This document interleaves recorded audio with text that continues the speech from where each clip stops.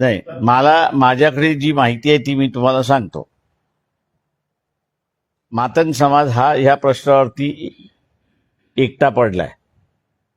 वाल्मिकी असेल, होलार आहे, चर्मकार आहे, यांच्या समाजाच्या बैठका होऊन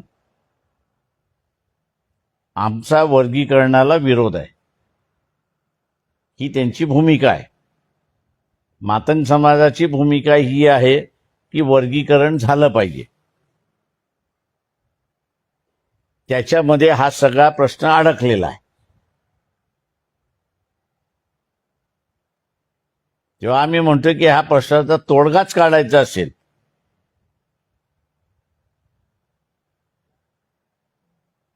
तर आरक्षण हे 50% आहे.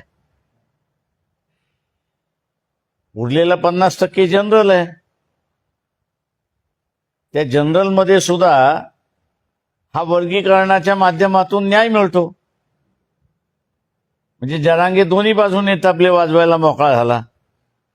ओबीसीच्या बाजूने सुद्धा आणि जनरल ह्याच्यामध्ये सुद्धा. म्हणून मगाशी म्हटलं त्याला समजलं तो इथला हिरो.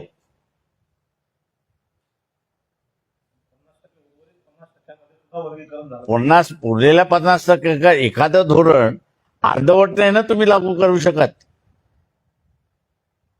आता जसं मी म्हणालो की एससी मध्येच ट्रायबल तर विरोधातच आहे पूर्णपणे वर्गीकरणाच्या.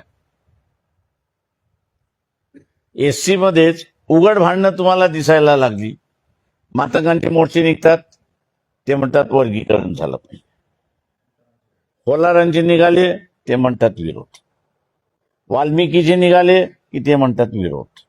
चर्मकाराचे मिळाले ते म्हणतात विरोध. त्याच्यामुळे एकसारखं धोरण जर आलं, जसं आरक्षणाच्या 50%ला धोरण आलं, तसं खुल्या वर्गातल्या 50%ला हेच धोरण लागलं वर्गीकरणाचं, तर भांडणच मिटून जातं.